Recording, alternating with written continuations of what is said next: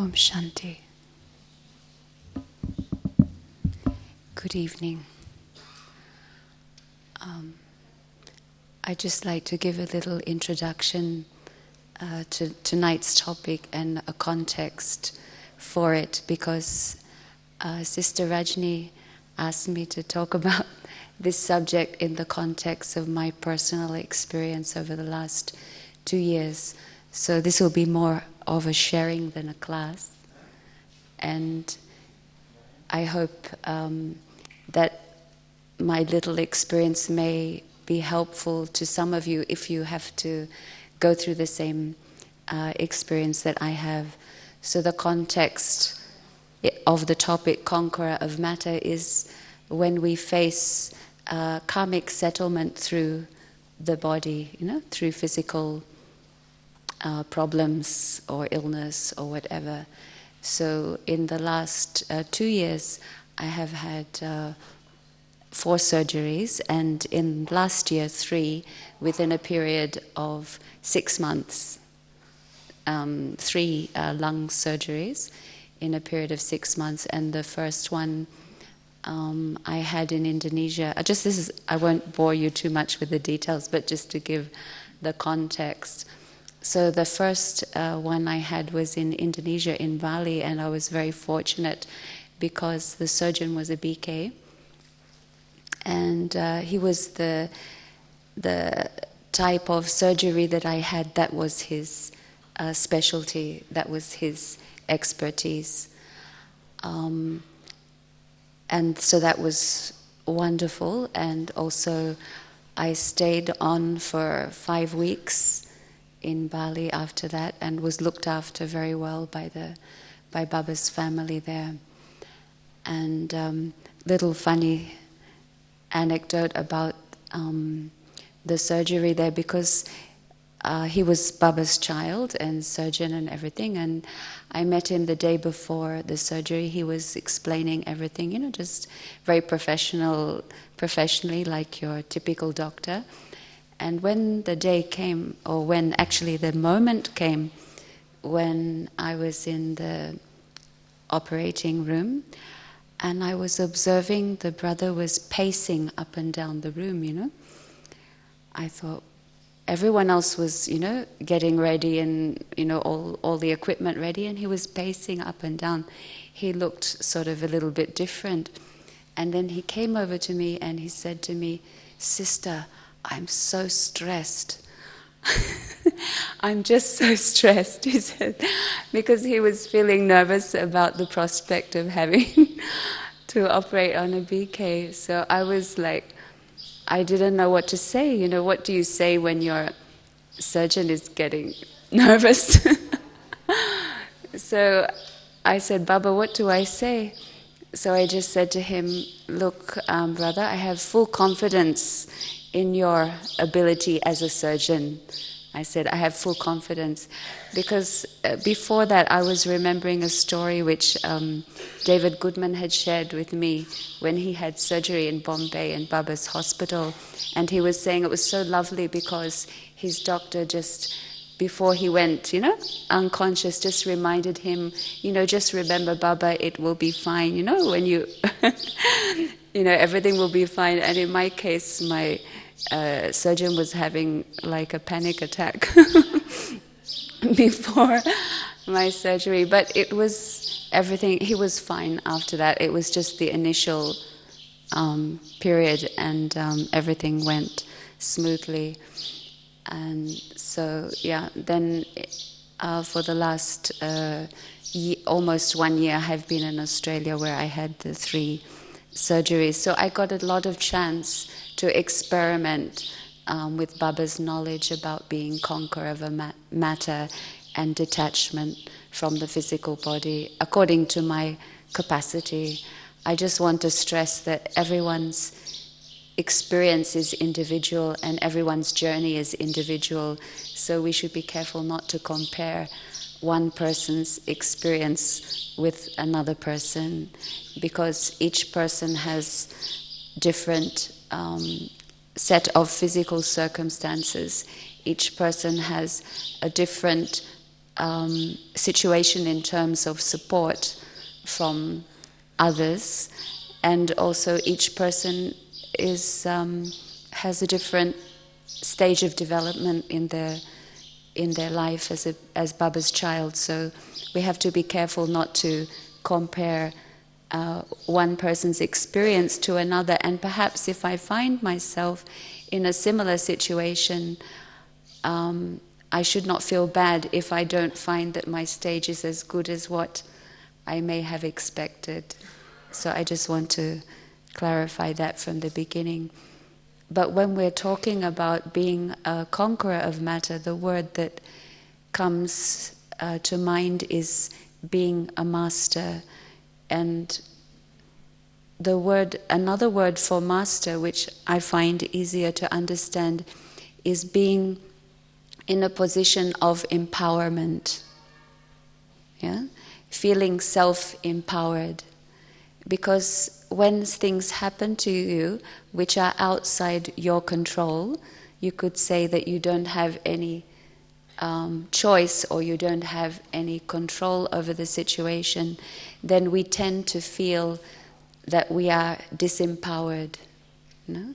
We tend to feel that I have to just accept the drama, but I don't feel happy about it, or I feel disempowered because it's not something of my choice.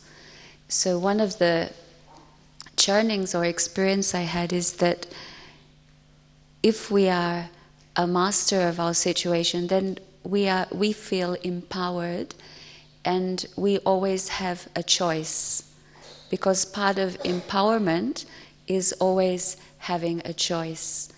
And in our understanding, it means a choice of how I want to live, and how I want to go through, or how I want to live through an experience. Because one thing became very clear to me was there is a difference between pain and suffering. That is, pain is one thing, suffering is different. There is a difference between karmic settlement and suffering. Am I right? They're two different things. Yeah? There is a difference between loss and suffering. So even as Baba's children, I find sometimes we think that karmic settlement means suffering. Am I right? We almost expect that if we have any karmic suffering, that we will, karmic settlement, that it equates with some kind of mental or physical suffering. So a position of empowerment in this case is when we can separate the two and say, yes, I'm experiencing karmic settlement, but no, I'm not suffering, at least not mentally. Because most of the suffering, as we know, is actually to do with our mind and how we position ourselves vis-a-vis a particular situation. So when we feel that pain and suffering, or karmic settlement and suffering, are one and the same thing, how do we feel? We start feeling sorry for ourselves, no? Or others also start taking pity on us. And that was also a very interesting experience for myself, observing the reactions of some of the Brahmins or the BKs in Baba's family, that some of them sort of had a kind of, looked at me in a sort of like, I'm a pitiful person. And that was very interesting, because I thought that doesn't actually match with our knowledge, but that was just their human response, because sometimes we just don't know how to respond, and so some of them sort of looked at me with pity, or sort of gave me pity, and I found that was, as Baba's child, that was quite disempowering. No? Because if we want to empower anyone who is experiencing some kind of karmic settlement, then we should not pity them, but we should be there for them in their journey in whatever way we feel is appropriate, but not to feel sorry for them. Because sometimes when we watch somebody else going through a difficult experience, it is actually more difficult for the onlooker than it is for the person themselves. Because I have many experiences when as a patient you don't feel that bad, but when people look at you, they look like, because you have all these gadgets and things attached to you, and they look at you like, oh goodness, like that. But actually the person themselves could be, quite okay. It is more difficult to watch other people going through difficulties or suffering than actually experiencing it yourself. And I found that one of the biggest challenges is being in the atmosphere of a hospital and watching other people or observing other people, because those people without knowledge or without understanding were definitely quite unhappy. So that was more challenging than facing something myself. So that it helps to know that we have to distinguish those two things very carefully: settlement of karma and suffering. And then we are aware that our experience is what we construct in our own mind. That becomes our reality. So when we say that the soul and body are separate, we say that, okay, I am a soul and I'm not this body, but we don't have to say that it's only the body, because sometimes we change our language a little bit as Baba's children, so we say, it doesn't matter, it's only the body, right? Have you heard any BKs speaking like that? And so we tend to, you could say almost we are disrespecting our body, because if you think about it, our body is our only life companion as a BK, meaning that it's with us through our whole physical birth and our whole BK birth. So we shouldn't show it disrespect by saying, oh, it's only the body, because it's not exactly like that. Of course we are not the body, we are a soul, and so what is happening to the physical body doesn't have to happen to the soul. We can separate the two, but we shouldn't disrespect what is our physical process by saying, oh, it's only the physical, it's only the body. But we have to respect whatever is our current experience. And that helps to have a kind of harmonious or a peaceful coexistence. Because if what is the reason why we suffer, or what is the cause of suffering? One of the experiences or one of the realizations I had is, one of the reasons why we suffer is because we reject and do not accept something.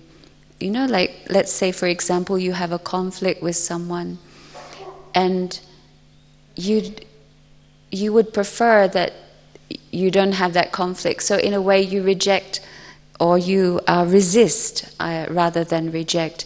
You resist the situation, or you avoid it, or you wish that this is not happening.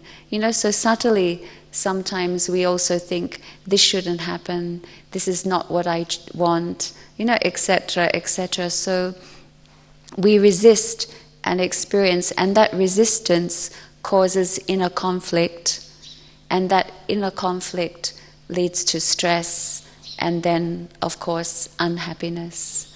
So one of the points that I found very empowering was to say that in my mind was that I embrace whatever is happening, whatever situation is happening, And also I embrace the choices that I make. Because sometimes we may make a choice and later we feel that we made a wrong decision, and therefore we have regrets. Regret is another cause of suffering, usually because we feel that we have made a wrong decision. So embracing our choices means accepting that I made a choice to the best of my capacity, to the best of my knowledge, as the correct choice. And if it turns out that that is not the optimum result, or there is not an optimum result, then I don't have to punish myself by blaming myself for making a wrong, or for taking a wrong choice or making a wrong decision, because that is again about resistance. So I'm not accepting the choices that I have made. So in a way, when we talk about accepting the drama, it's actually making peace with it, you know?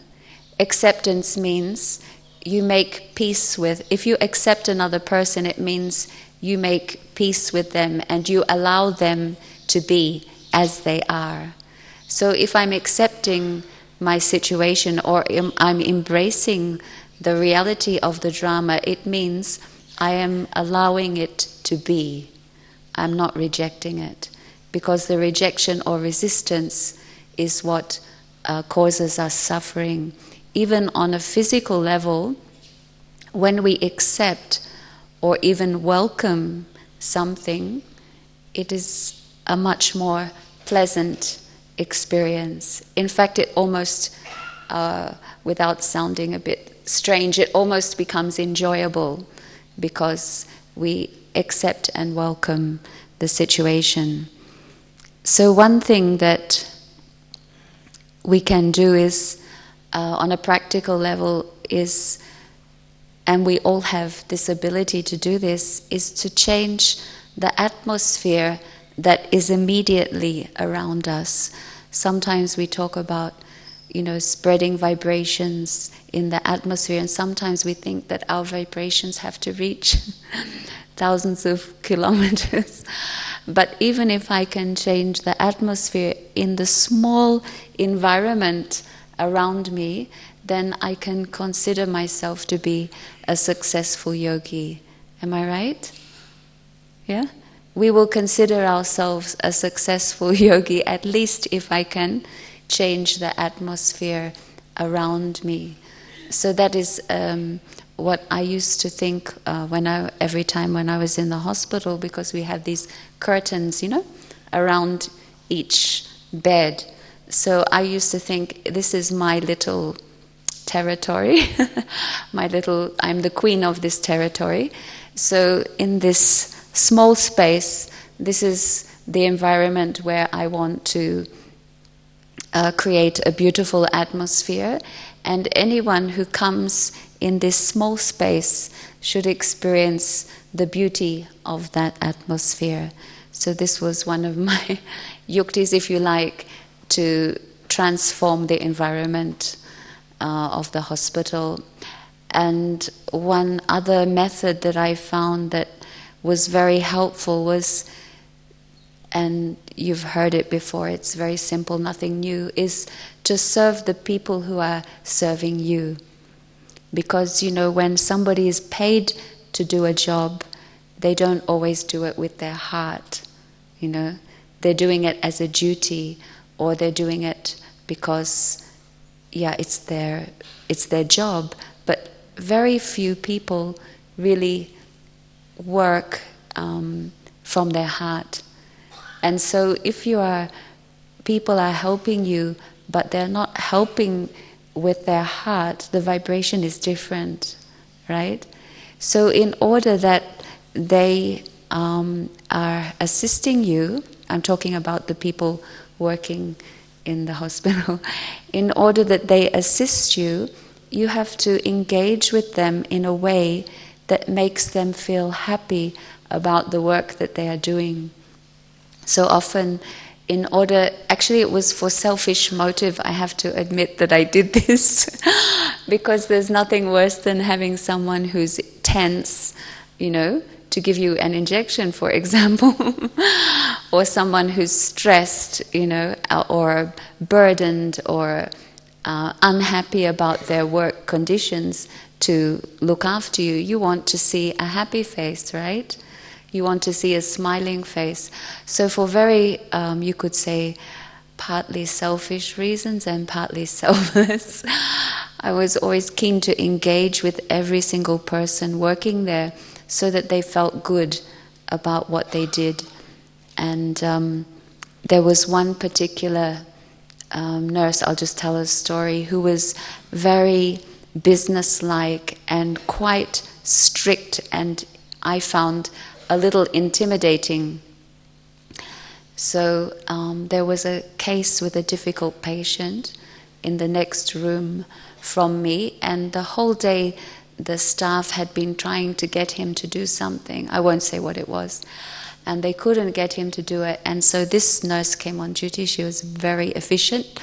She sorted out the problem. So she came into my room after that and she said, I sorted him out, like that. So I was thinking at the time, oh my goodness, now it's my turn, she's going to sort me out, So I was feeling rather intimidated. So I worked hard to befriend this particular nurse, because you never know if she's going to be on a shift again when you have the fortune, to be there. So I tried to make friends with her. And then in my second surgery, she was on the shift again for me.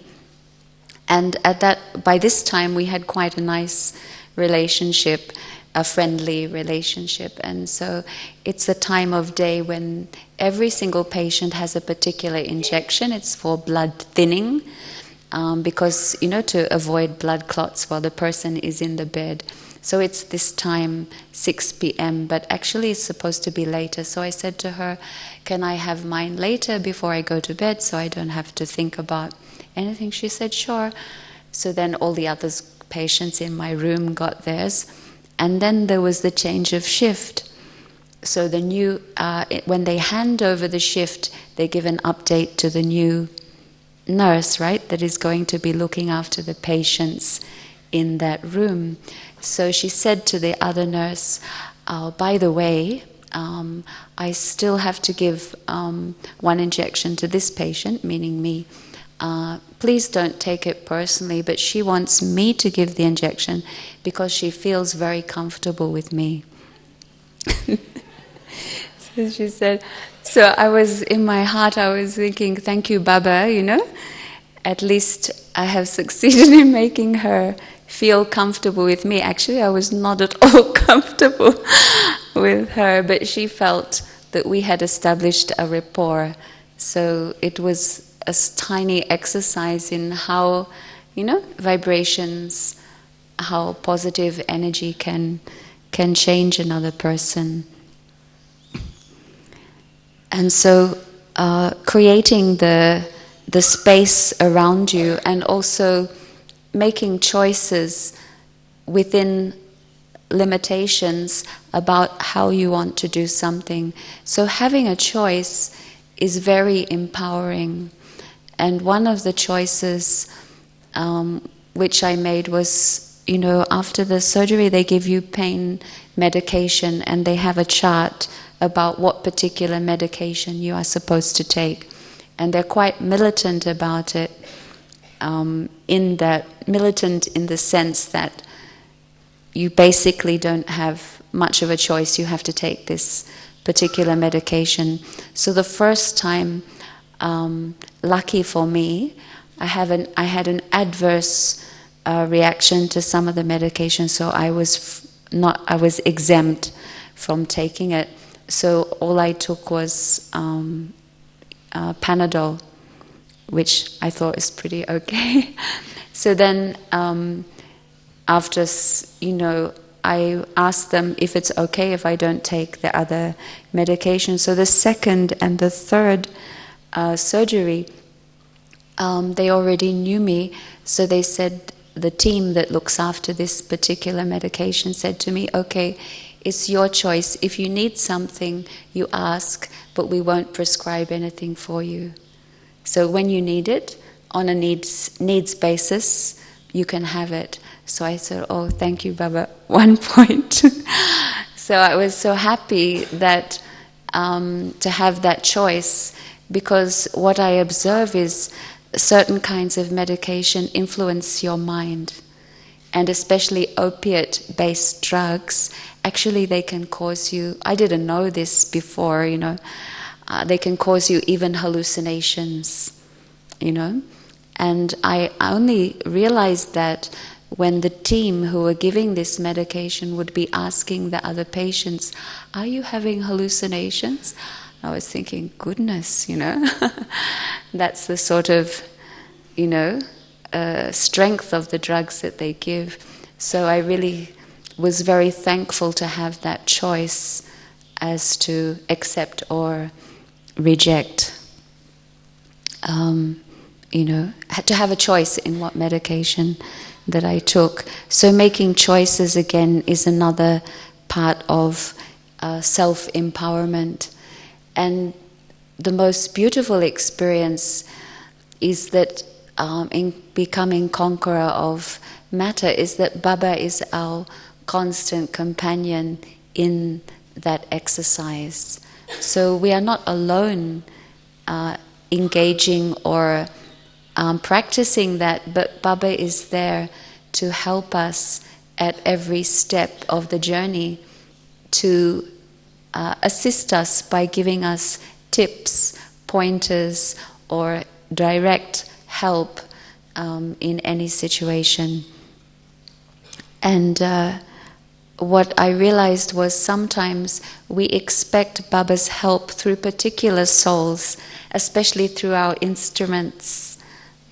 We think that in fact it is their duty, they are duty bound to help us, or that they will help us.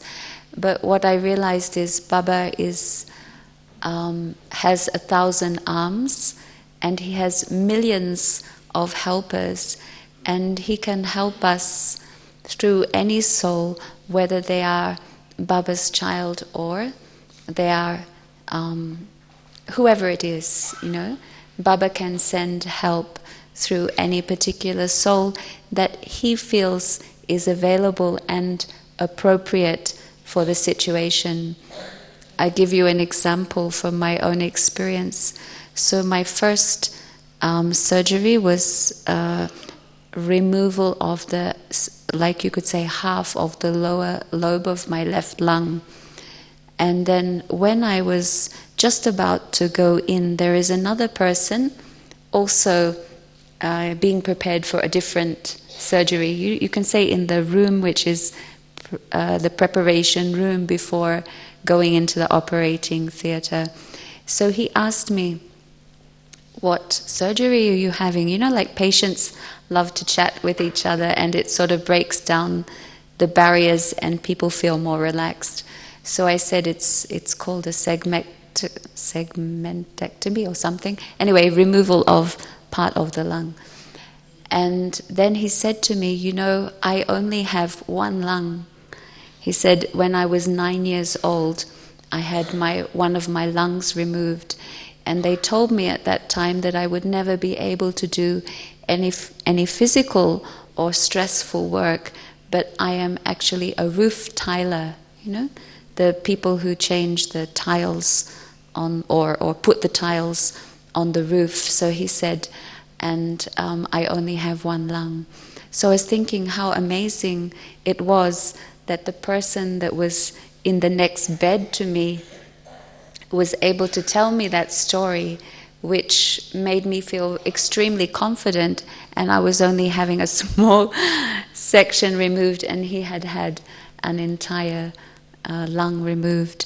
So that was very lovely. And there's another sort of experience. So each time, after the surgery, you have a tube for the drainage, for the fluid from the body, and they take that out towards the end of your stay. So I always used to tell Baba, please send the experienced and competent nurses to do this particular task, not someone who is less experienced, because it requires a certain amount of skill and it is done by two people. So on my first time, I got very experienced and competent people. The second time, there was on duty as my particular nurse was a new graduate. She was only 3 months graduate from nursing school. So I was thinking, right. And I asked her, have you ever done this before? She said, no. So she said, I've seen it done, but I've never done it. Okay, so I was thinking, okay, Baba. So I still said, Baba, this should be a good experience. So here she came with another nurse who was 30 years working, a male nurse, 30 years. So he said to her, because it's done by two people, one person removes the tube and the other person closes the hole where it was, right? It's very important that it's done in coordination, because no air should get in when they remove it. So anyway, so he said to her, I'm remembering Baba, of course. So he said to her, do you want to remove the tube or to cover the thing? So I'm saying, Baba, So she said, oh, I think I'll just cover it.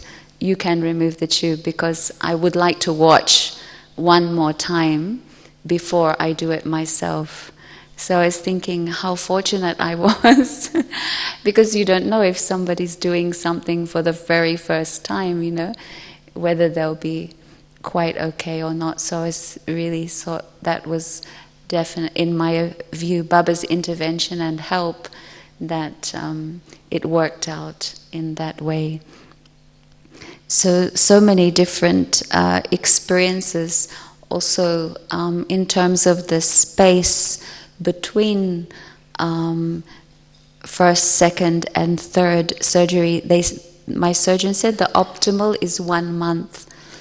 And but because he was on the Tour de France, he went cycling in France, so the space between my first and second was 2 months.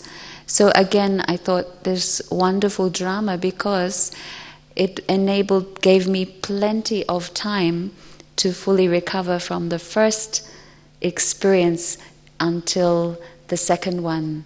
So again, these things may sound very minor to you, but when you're in that situation, your world becomes very small, and you are concerned about these small things are very important to you. So in these small ways, I experience how Baba helps, and because of that, it wasn't an effort to go beyond the body, because I just entrusted it to Baba. You can really hand it over to him, and you're just cooperating, or you're just a willing participant, or Baba is guiding you in every way, and you don't even have to think about what is happening next. What next, because what causes many people perhaps stress is in karmic settlement, is we always think, Baba, when will this finish? Do you ever think like that? You have some problem or difficulty, and in the back of your mind you think, I hope this is over soon. Or, how long is this going to last? Like if you have a conflict with someone, sometimes you think, for how much longer is this going to last? So when we let go of that thought, it is very liberating. When we let go of that thought, so we say, whatever is the journey ahead for me is a beautiful journey, because it's a journey with Baba. So then I don't have to think about how long, what kind of experience it is, because it's all a beautiful journey which we take with Baba. So this removes the stress of these questions, as Baba always says, the queue of questions about, it's not just why, what, how, when, but the other question that we often ask is how long? Because we all like our karmic accounts to be settled quickly, efficiently, but then we never know. So just letting go of that and giving that to Baba, whatever is the journey, it's in his hands, and it can be a very beautiful experience.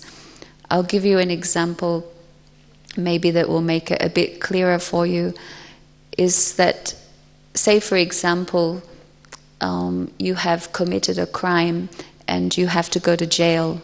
Now jail in some countries is a terrible experience. You could be in a cell with many other people and a shared latrine, or no sunlight or natural light. Or in some cases, in some countries, jail is such a beautiful experience because of the beautiful facilities that people actually are really happy to go there, because they get lovely meals. They can even order from the menu list, I do know in Australia it's like that. It's, you can tick the menu, what you would like for your meal. You can you can go to the gym, you can work out, you can pursue higher education. So, all these things, still a jail, So, on one hand, the jail that is a very, bitter experience, and then the jail which is very comfortable and very enjoyable. So, I like to look at karmic settlement like that, is we construct the reality that we wish to experience. So we can make it, okay, we have to go to jail, right? That's the given, yeah? But that could be the most wonderful experience ever, where you feel that you're totally like a VIP, in the jail. So if we look at our karmic settlement in that way, it doesn't have to be a bad experience. It could be a very beautiful experience. It depends on how we approach it. And when we are open to making it a beautiful experience, then more and more beautiful experiences come to us. And that's just natural. Because when we resist or when we resent something, you know what it is? It keeps following us around, It keeps tagging on behind us. But when we embrace something and when we welcome it, then it becomes a pleasant and beautiful experience. But just to close, I just like to say that we also have to be careful in not creating any myths in our Brahman life about these things. Like, for example, this is extreme, but it's not true, but it's only an example.